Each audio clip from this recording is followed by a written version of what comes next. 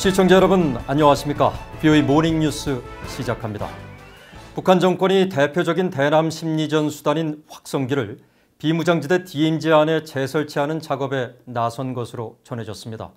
또 한국 정부를 비난하는 전단 1,200만 장을 조만간 한국을 향해 살포하겠다고 거듭 예고했는데 한국 정부는 여러 도발 가능성에 대한 대비 태세를 강화하고 있다고 밝혔습니다. 조상진 기자입니다.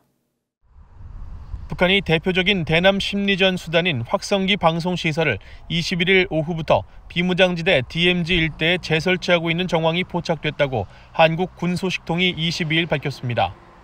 북한군의 확성기 재설치 작업은 DMZ 북한 측 지역 일대 여러 곳에서 동시에 이뤄진 것으로 확인된 것으로 전해졌습니다. 한국과 북한은 지난 2018년 군사분계선 일대에서 확성기 방송과 전단 살포 등 모든 적대 행위를 중지하고 비무장지대를 평화지대로 만들기로 한 4.27 판문점 선언 합의에 따라 그해 5월 초 각각 최전방 지역에 있는 40여 개 확성기 시설을 모두 철거한 바 있습니다. 그러나 철거 2년여 만에 북한 측이 재설치 작업에 나선 것으로 확인되면서 DMZ 일대에서 다시 확성기 방송을 통한 대남 비방과 선전이 집중될 전망입니다. 북한은 또 예고해왔던 대남 전단 살포를 준비하고 있습니다.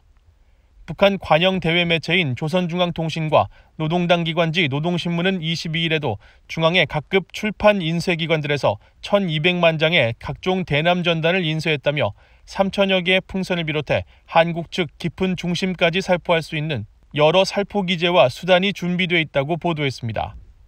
앞서 북한 노동당 통일전선부는 20일 대남 전단 살포 계획을 수정할 의사가 없다며 문재인 한국 대통령의 사진과 비난 문구가 담긴 대남 전단을 공개한 바 있습니다.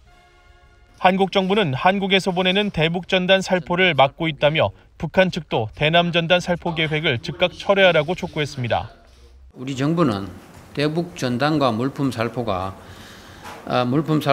원천 봉쇄하고 있고 또 북한도 남북 관계 발전에 아무런 도움이 되지 않는 대남 전단 살포 계획을 즉각 중단할 것을 촉구합니다.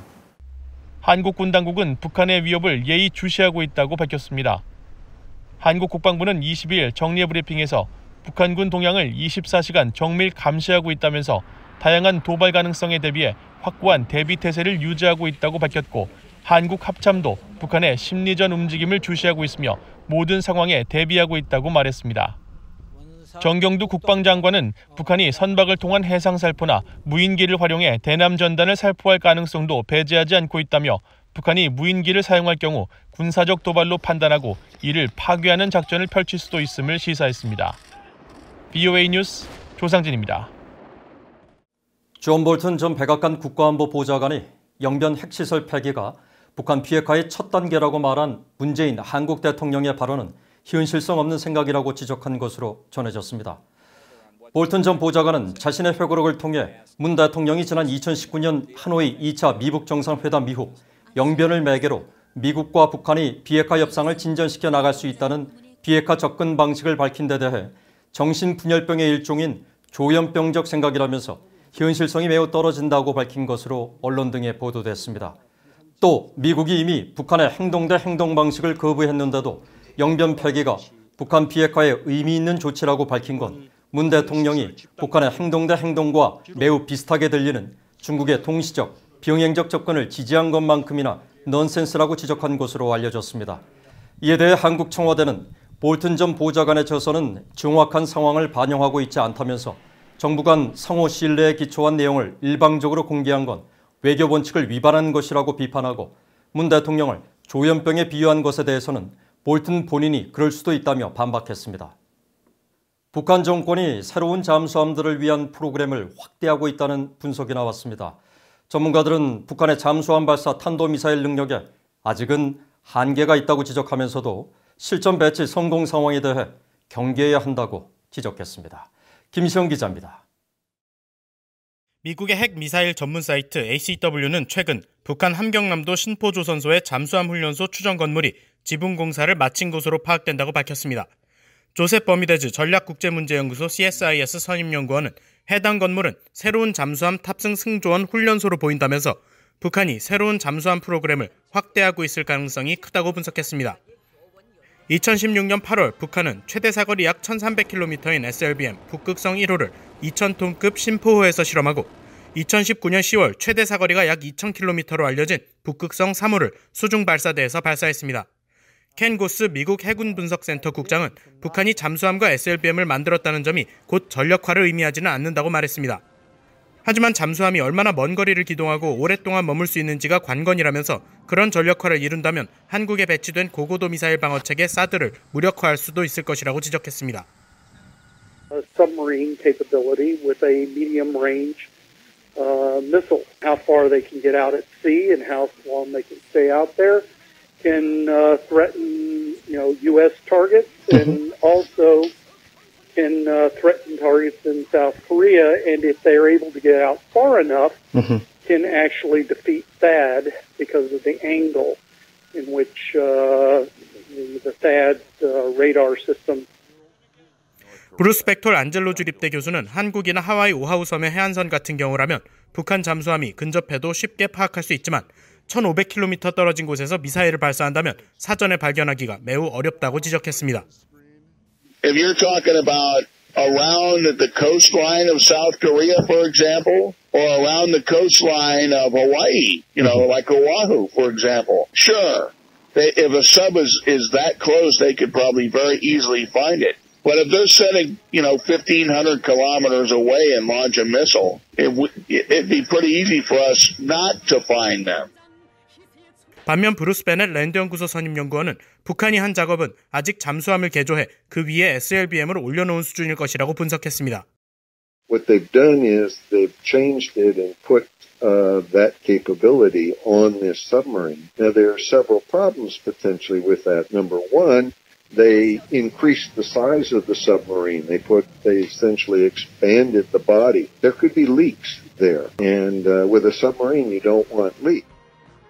또 SLBM을 통제하기 위한 지휘 통제 체계와 발사 장치도 필요한 만큼 이 중 어떤 것이든 실패가 있었을 수 있다고 말했습니다.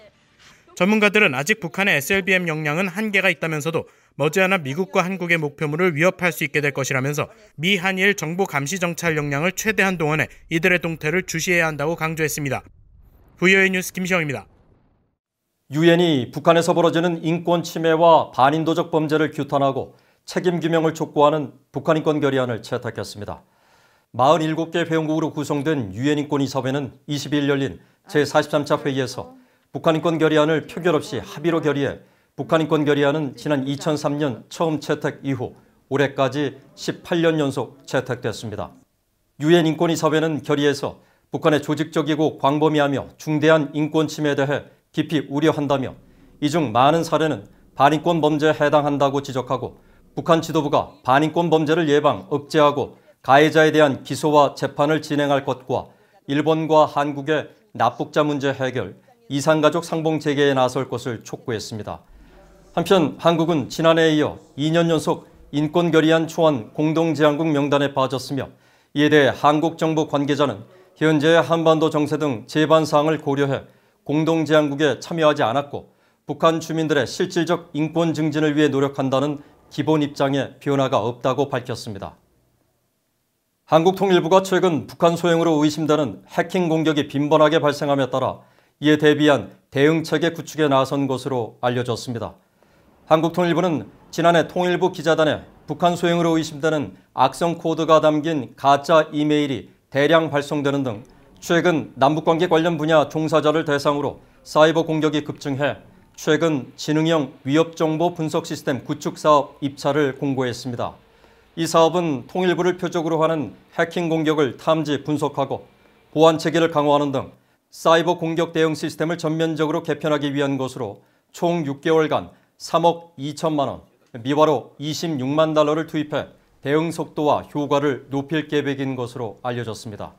이와 관련해 통일부 당국자는 외부 전문기관과 방어체계를 연동해 북한 등 사이버 공격에 효과적으로 대응할 수 있도록 대응체계를 아예 새로 구축하려는 것이라고 설명했다고 연합뉴스 등 한국 언론은 전했습니다. 이상으로 VOA 모닝뉴스를 마칩니다. 시청해주신 여러분 고맙습니다.